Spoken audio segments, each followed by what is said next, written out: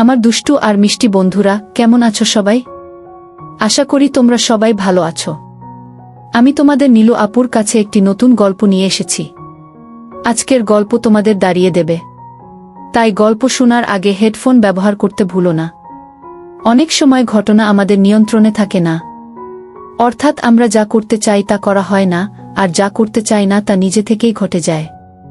এই ঘটনাটিও এমন একটি ঘটনা যা আমি করতে চাইনি, এবং ফলস্বরূপ দুর্ভাগ্যবশত আমি 9 বছর বয়সী এক কুমারী মেয়ের কাছে গিয়ে তার 2 বছর বয়সী মাকে ঘটনাটি জানালাম। যদিও আমরা যৌথ পরিবার ছিলাম না, তবুও আমাদের বাবা মা সবাই একই জায়গায় নিজেদের ঘর বানিয়ে সেখানে থাকতেন। ফলস্বরূপ আমাদের হাড়ি আলাদা হলেও মনে হচ্ছিল যেন ঘরটা একটাই। সেই সময় আমি 2 বছর বয়সী একজন তরুণী, একজন পুরুষ, একজন কর্তা, আর আমার ছোট মামার মেয়ে রেনুর বিয়ে উপলক্ষে একটা বিরাট উৎসবের আয়োজন করা হয়েছিল। চাচা ঘুষের টাকা খরচ করার ক্ষেত্রে কৃপণ ছিলেন না। তিনি কাছের এবং দূরের সকল আত্মীয় স্বজনকে নিমন্ত্রণ করেছিলেন, যার মধ্যে ছিল ছোট খালার ছোট বোন ময়না খালা, আর তার মেয়ের নাম ছিল মায়া। মায়া তখন কলেজে পড়ত, অবিশ্বাস্য সুন্দরী এবং খুব অহংকারী। কিন্তু অহংকারী হওয়া তার জন্য উপযুক্ত ছিল। তার এমন সম্পদ ছিল যা তাকে অহংকারী করে তোলে। যারা তাকে একবার দেখেছেন তারা স্বীকার করেছেন। আত্মীয় স্বজনদের মধ্যে, বিশেষ করে মহিলারা, ছোট খালাকে বিয়ের সময় বরের পক্ষের সামনে না যাওয়ার পরামর্শ দিয়েছিলেন, কারণ এতে রেনুর বিয়ে ভেঙে যেতে পারে। মায়ের বাবা শহীদ 7 সালে ময়না খালার গর্ভে মায়া ছিলেন। মায়ের জন্মের পর ময়না খালা মায়ের বাবার স্মৃতি আঁকড়ে ধরেছিলেন। আমার মা, খালা এবং অন্যান্য শুভাকাঙ্ক্ষীরা বিভিন্নভাবে ময়না খালাকে পুনর্বিবাহ করতে রাজি করাতে পারেননি। মায়া তার মায়ের রূপ পেয়েছে। যদিও ময়না খালার বয়স প্রায় 3-7 বছর, তার খালার বন্ধন এতটাই দৃঢ় ছিল যে সহজে অনুমান করা যেত না, বিশেষ করে যখন অন্য মহিলাদের বাচ্চা হয়, তখন তা বিশাল হয়ে ঝুলে যেত, যা বেঁধে রাখলেও উঠে যেত না। সংক্ষেপে বলতে গেলে ময়না খালা সেই বয়সে তার বয়সী পুরুষদের কাছে বেশ আকর্ষণীয় ছিল, কিন্তু আমি কখনই আমার খালাকে আলাদাভাবে না দেখার আরেকটি কারণ ছিল, আর তা হলো আমার মায়ের উপর আমার নজর ছিল। খালা ময়না প্রায়শই মায়াকে আমার ছোট খালার বাড়িতে নিয়ে যেতেন এবং কিছুক্ষণ থাকতেন, বিশেষ করে যখন মায়া স্কুল বা কলেজ ছুটিতে থাকতেন। আমি গোপনে কিছু জানতে পারতাম। স্থানীয় একজন প্রভাবশালী ব্যক্তি খালা ময়নার প্রতি আসক্ত ছিলেন।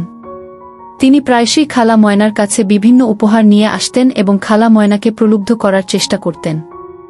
সেই কারণেই খালা ময়না সুযোগ পেলেই খালা ময়নার বাড়িতে আসতেন। খালা ময়নার সাথে আমার সম্পর্ক ছিল খুবই সরল, স্বাভাবিক এবং সুন্দর। অনেক সময় গল্প ঠেলে খালা ময়নার সুন্দর মুখ বেরিয়ে আসত। আমার অজান্তেই আমার চোখ সেখানে পড়ে যেত। মাসি ময়না এটা লক্ষ্য করতেন এবং মিষ্টি হাসি দিয়ে তুলে নিতেন। আমি যখন মাসি ময়নার বাড়িতে আসতাম, তখন মাসি ময়নাকে চুপচাপ বসে থাকতে দেখিনি। তিনি সবসময় নানান কাজে ব্যস্ত থাকতেন। একবার আমি স্নান করতে বাথরুমে গিয়েছিলাম এবং মাসি ময়নাকে কাপড় ধুতে দেখলাম। আমি যখন তাকে দেখলাম, তখন সে বলল, 1 মিনিট অপেক্ষা করো, আমার প্রায় কাজ শেষ। গ্রামে আমার কাপড় ধোয়া হয়নি, বাথরুমটি ছিল খোলা জায়গায়, কিন্তু গ্রাম হলেও আমাদের বাড়িতে পাকা বাথরুম ছিল। আমি বাথরুমের বাইরে অপেক্ষা করছিলাম। মাসি কাপড় ধোয়া শেষ করে বালতিতে পানি নিয়ে এলো, তাই আমাকে উঠে দাঁড়িয়ে লাফিয়ে বাকি কাপড় ধুতে হলো। মাসির কণ্ঠস্বর ছিল, উপরেরটা কেমন খুলে গেল। মাসি লাফিয়ে যাচ্ছিলেন। মাসি যখন কাপড় ধুচ্ছিলেন, তখন মাসির ফর্সা ত্বক দেখা যাচ্ছিল। দুজনের মাঝখানের পথ কিছুটা অন্ধকারে ঢুকে পড়েছিল। 2 মাসির নড়াচড়ায় 2 মাসি দুলছিল। আমি সম্মোহিত হয়ে পড়েছিলাম। আমি পলক ফেলতে পারিনি। এক নজরে মাসির সেই অপূর্ব সৌন্দর্য দেখতে পাচ্ছিলাম। সেই সময় মাসি আমার দিকে তাকালেন, হয়তো আমাকে কিছু বলার জন্য। তিনি আমার চোখের দৃষ্টি অনুযায়ী আমার দিকে তাকালেন, খুললেন এবং আমি মাসির দিকে তাকালাম। মাসি বুঝতে পারলেন। মাসি আমার দিকে তাকিয়ে মুচকি হেসে বললেন, তুমি কি দেখছ? তুমি প্রাপ্তবয়স্ক হয়ে গেছ। আমি বুঝতে পারছি। থামো, আমি তোমার মাকে বলবো তোমাকে বিয়ে দিতে। আমি লজ্জায় লাল হয়ে গেলাম। মাসি, তুমি কি বলছো? মাসি রহস্যময় হাসি দিয়ে বললেন। মাসি বললেন, দেখো, এটা ভুল নয়, আর যদি আমি বলি এটা ভুল, তাহলে আমার চোখ দুটো ঝাপসা হয়ে গেল। তিনি জিজ্ঞাসা করলেন, তোমাকে লোভী করে তোলে কেন? আর লোভী হলে টাকা কোথা থেকে পাও? তোমার উপর আমার যথেষ্ট ভরসা আছে, তুমি এত খারাপ ছিলে। তিনি বললেন, আমি শান্ত থাকব। তিনি হেসে চলে গেলেন। মাসি, আমার আর লজ্জা নেই। আমি কি করেছি? আমার নিজের উপর খুব রাগ হতে শুরু করল। মায়া যদি এই কথা জানত, মাসি ইতিমধ্যেই খুব ধার্মিক ছিলেন। তিনি নিয়মিত নামাজ পড়তেন এবং পর্দা করতেন। কিন্তু মাসি মাঝে মাঝে যেভাবে আমার সামনে অসাবধানতার সাথে তার পোশাক খুলে ফেলতেন, তাতে আমার মনে হচ্ছিল যে তার ধার্মিকতা মিথ্যা। আমার দুটি বিশ্বাস ছিল, মাসি যতই ধার্মিক দেখাক না কেন, তিনি গভীরভাবে জ্বলে উঠবেন। কেউ মাসিকে প্রস্তাব দিলে মাসি প্রত্যাখ্যান করতে পারবেন না। মায়ের সাথে আমার সম্পর্ক আরও দৃঢ় হচ্ছিল। যখনই আমি তাকে দেখতাম, আমার হৃদয় কেঁপে উঠত। আমি খুব চেষ্টা করেছিলাম। অবশেষে আমি তার সাথে একটি ভালো সম্পর্ক গড়ে তুলতে সক্ষম হয়েছিলাম। কিন্তু মেয়েটি খুব রহস্যময় এবং খুব অহংকারী ছিল। মায়ের সুন্দর মুখ এবং তার সুন্দর মুখ আমার রাগ জাগিয়ে তুলত। আমি মনে মনে কল্পনা করেছিলাম যে আমি যদি বড় হয়ে ভালো চাকরি করি, তাহলে আমি আমার মাকে বলব এবং মাসি ময়নাকে তাকে বিয়ে করার প্রস্তাব দেব। যখন তা সম্ভব ছিল না, তখন আমি আমার সমস্ত হৃদয় দিয়ে চেষ্টা করে চলেছিলাম। যাই হোক, যদি আমি অন্তত একবারও এটা না করি, তাহলে আমার জীবনের বাকি সময় ধরে অনুশোচনা থাকবে, যা থেকে আমি কখনো মুক্তি পাব না। মাঝে মাঝে ভাবতাম যে আমি যদি প্রস্তাব দিই তাহলে মায়া আমার সাথে রাজি হবে, কিন্তু পরের মুহূর্তে যদি আমি একটু কাছে যাই, তাহলে সে আমার পাশ কাটিয়ে চলে যাবে। আমি তাকে আমার নাগালের মধ্যে আনতে পারিনি। মাঝে মাঝে আমি তার হাত ধরতে পারতাম, কিন্তু আর কিছু না। কিন্তু তার কথা এবং আচরণে আমার এই বিশ্বাস ছিল যে আমি যদি তাকে ধরে ফেলি, তাহলে সে আমাকে হাত দেবে। কিন্তু সেই সুযোগ কখনো আসেনি। মাঝে মাঝে যদি আমি মায়াকে একা আমার বাড়িতে নিয়ে যাওয়ার চেষ্টা করি, তাহলে সে আমাকে কোনো না কোনো অজুহাত দেখিয়ে চলে যেত। অবশেষে আমি একটি দুর্দান্ত সুযোগ পেয়েছিলাম এবং আমি সেই সুযোগটি হাতছাড়া করতে চাইনি। রেনুর বিয়ের দিন পুরো বাড়িটি লোকে লোকে ভিড় করেছিল। আমরা সবাই অতিথিদের জন্য খাবার এবং পানীয়, টেবিল চেয়ার সাজানো, ঘর সাজানো, রান্নার বিভিন্ন উপকরণ সরবরাহ ইত্যাদি নিয়ে ব্যস্ত ছিলাম। এই ব্যস্ততার মধ্যে এদিক ওদিক যাওয়ার পথে আমি সুযোগটি গ্রহণ করে প্রথমবারের মতো মায়াকে ইশারা করেছিলাম। মায়ের চোখ বড় বড় হয়ে গেল। সন্ধ্যায় যখন বিয়ে হচ্ছিল, তখন মায়া এবং সব মেয়েরা অন্ধকারে ছিল মানুষের ভিড়ে। পিছনে দাঁড়িয়ে ছোট খালা তাকে বর বা বরের দলের সামনে যেতে নিষেধ করেছিলেন। তিনি বিয়ের অনুষ্ঠান দেখার চেষ্টা করছিলেন। আমি মায়াকে দুই হাতে পেছন থেকে ধরে জোরে চাপ দিলাম। মায়া বলল, উফ, ছেড়ে দাও। সে তার হাত সরিয়ে আমাকে ধাক্কা দিয়ে দূরে সরিয়ে দিল। আমি মনে মনে বললাম, আজ তোমাকে মেরে ফেলব। বিয়ের পর বরের দলের কাছারি বাড়িতে ঘুমানোর ব্যবস্থা করা হয়েছিল। বরের দলের সাথে কয়েকজন মহিলা এসেছিলেন। তাদের ছোট কাকার বাড়িতে ঘুমানোর ব্যবস্থা করা হয়েছিল। আর আমাদের বাড়িতে আমি জানতাম যে ঘুমানোর জায়গার অভাব হবে, তাই আমি আগে থেকেই আমার ব্যবস্থা করে রেখেছিলাম।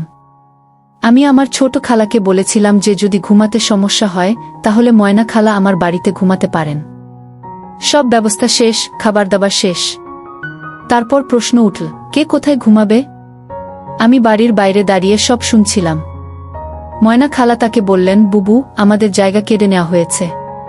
আমরা কাকারা কোথায় ঘুমাবো? ছোট কাকা বলল, যদি কিছু মনে না করো, তুমি মনির বাড়িতে ঘুমাতে পারো, নয়তো আমাদের সাথে রান্নাঘরে ঘুমাতে পারো। তুমি একগাদা ঘুমাতে পারো।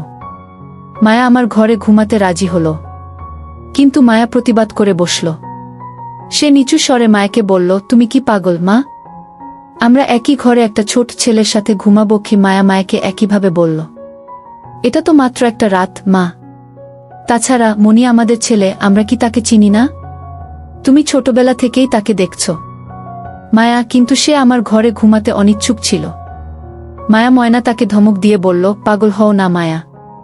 এই গরমে রান্নাঘরে পচে যাওয়ার চেয়ে মনির ঘরে ঘুমানো অনেক ভালো। আর কথা বলো না, চুপ করে থাকো। আমি সরে গেলাম। কিছুক্ষণ পর আমি আমার খালার ডাক শুনতে পেলাম। আমি যখন পৌঁছালাম, তিনি আমাকে বললেন যে খালা ময়না এবং মায়া আমার ঘরে ঘুমাবেন। আমি নাচতে খুব খুশি হয়েছিলাম, কিন্তু আমি খুশি হওয়ার ভান করে রাজি হয়ে গেলাম। খালা বললেন, তোমার কোনো সমস্যা হবে না। আমি মেঝেতে তাদের জন্য বিছানা তৈরি করে দেব। আমি তৎক্ষণাৎ প্রতিবাদ করলাম, না খালা, এটা কিভাবে হতে পারে?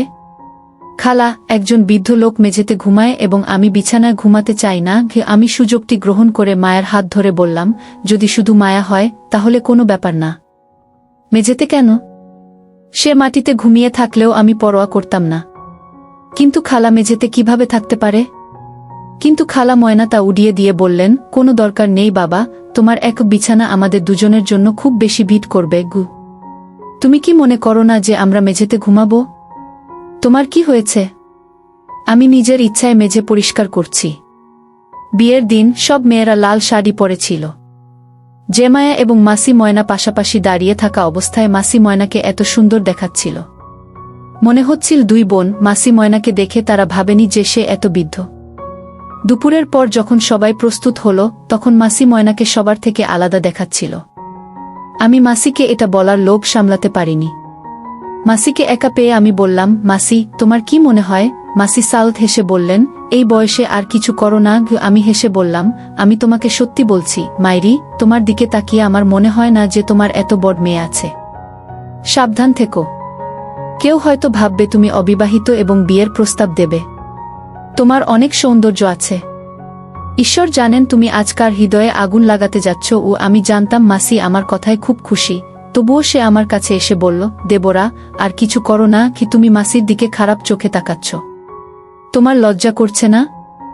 আমি দেখছি তুমি দিন দিন পুরো বদমাশ হয়ে উঠছ। এবার আমি তোমার মাকে বলব যাতে সে তোমাকে দ্রুত বিয়ে করে বউ করে।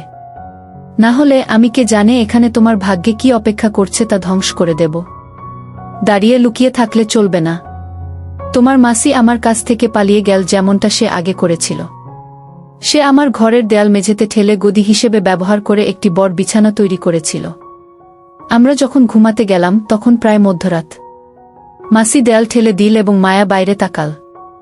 আমি স্বাভাবিকভাবে খেলতে চেয়েছিলাম। আমি এটাই চেয়েছিলাম। আমি মনে মনে ভাবলাম, আমরা এতক্ষণ ধরে ঘুমাচ্ছি। কিছুক্ষণ পর আমরা দুজনেই গভীর ঘুমে তলিয়ে যাব। তারপর অন্ধকারে চুপচাপ উঠে মায়ের পাশে ঘুমাতে গেলাম। ঘুমানোর পর আলো নিভিয়ে দেওয়া হলো। ঘরটা সম্পূর্ণ অন্ধকার হয়ে গেল। এত অন্ধকার যে আমি নিজের হাতও দেখতে পেলাম না। কেবল তিনটি প্রাণীর শ্বাস নেওয়ার শব্দ শোনা গেল। বাইরে তখনও একটা হইচই। সাজসজ্জার লোকেরা প্লেট, কাচ, টেবিল, চেয়ার সাজিয়ে রাখছে। আমি অনেকক্ষণ ঘুমাতে পারলাম না। আমি কি করব ভাবছিলাম। মায়ের যে সুযোগটা এসেছে তা আমি হাতছাড়া করতে পারছিলাম না। পরে হয়তো এরকম সুযোগ আর আসবে না। কিন্তু মায়েকে ধরার সাহস পাচ্ছিলাম না। আমার হাত পা একরকম অকেজো হয়ে যাচ্ছিল। আমি ভেতর থেকে আকৃষ্ট হয়ে পড়লাম। অন্য সময় মায়ের কথা ভাবার শক্তি পাচ্ছিলাম না, কিন্তু সেখানেও কোনো সাড়া পেলাম না। এইসব কথা ভাবতে ভাবতে আমি এত অসহায় বোধ করছিলাম, কখন ঘুমিয়ে পড়েছিলাম বুঝতেই পারিনি। আমি একটা খারাপ স্বপ্ন থেকে জেগে উঠে দেখলাম যে গরমে আমার শরীর ঘামছিল। খোলা জানালা দিয়ে একটা ঠান্ডা বাতাস আসছিল, কিন্তু আমি তখনও ঘামছিলাম। আসলে এটা একটা দুঃস্বপ্নের ফল ছিল। প্রথমে আমার মাথা কিছুই মনে রাখছিল না। তারপর ক্যামেরার ফ্ল্যাশের মতো হঠাৎ আমার সবকিছু মনে পড়ল। আমার বুকে জবলজবল করতে লাগল। হায়, আমি কি করলাম? আমি বোকার মতো ঘুমিয়ে রাত কাটিয়েছি। আমি জানি না কতক্ষণ ছিল, ভোর হয়ে গেছে নাকি আমি কি করেছি। উফ, আমার নিজের চুল টেনে টেনে বের করার ইচ্ছা হচ্ছিল। মায়ের কথা মনে পড়ার সাথে সাথেই আমার বুকে অনেক সাহস ফিরে এলো। আমি সিদ্ধান্ত নিলাম যে অন্তত একবার চেষ্টা করে দেখতে হবে। তাছাড়া আমার দুটি বিশ্বাস ছিল, মায়া যাই বলুক না কেন, একবার যদি তুমি এর উপর বসো, তুমি তা করবে না। আমি ধীরে ধীরে বিছানা থেকে উঠে পড়লাম যাতে কোনো শব্দ না হয়, যদিও এটা হওয়ার কোনো কারণ ছিল না, কারণ আমার বিছানা যথেষ্ট শক্ত ছিল। ৩-৪ জন লোক উঠে নাচলেও কোনো শব্দ হবে না। আমি মেঝেতে নেমে পড়লাম। আমি যখন ঘুমাচ্ছিলাম তখন দেখলাম মাসি ওই পাশে ঘুমাচ্ছেন দেয়ালে হেলান দিয়ে, আর মায়া ওই পাশে ঘুমাচ্ছেন। আমি ধীরে ধীরে এগিয়ে গেলাম। ঘরে ঘন অন্ধকার। আবছা আলোয় কেবল তাদের বিছানা দেখা যাচ্ছিল। আমি বিছানায় গিয়ে সেখানে দাঁড়িয়ে রইলাম। দুজনেই ঘুমাচ্ছিলেন, একে অপরের সাথে ফিসফিস করে কথা বলছিলেন। তাদের মধ্যে দূরত্ব প্রায় ৩ ফুট। গরমের কারণে বড় বিছানাটি চড়া ছিল। লাল শাড়িটি অন্ধকারে অন্ধকার দেখাচ্ছিল। হাতার বাইরের তার হাতের অংশটি ফর্সা ছিল, তাই অন্ধকারেও জবলজবল করছিল। আমি একটু কাছে গেলাম। আমি যেমন হিসাব করেছিলাম, মায়া এই পাশে ঘুমাচ্ছে, তাই তার ফর্সা ত্বক আরও কাছে দেখা যাচ্ছিল। আমি আস্তে আস্তে মায়ের পাশে বসলাম। আমি আলতো করে আমার ডান হাতটা তার ফর্সা হাতের উপর রাখলাম। অন্ধকার একটু কমে গেছে। যদিও আমি তার মুখটা চিনতে পারছিলাম না, তবুও বেশ স্পষ্ট দেখা যাচ্ছিল। মনে হচ্ছিল ওরা দুজনেই ঘুমাচ্ছে, ওদের মুখ দেয়ালের দিকে। বুকের ভেতর ঢোলের শব্দ শুনতে পাচ্ছিলাম, কিন্তু আমি সাহস সঞ্চয় করে হাতটা একটু এগিয়ে নিলাম।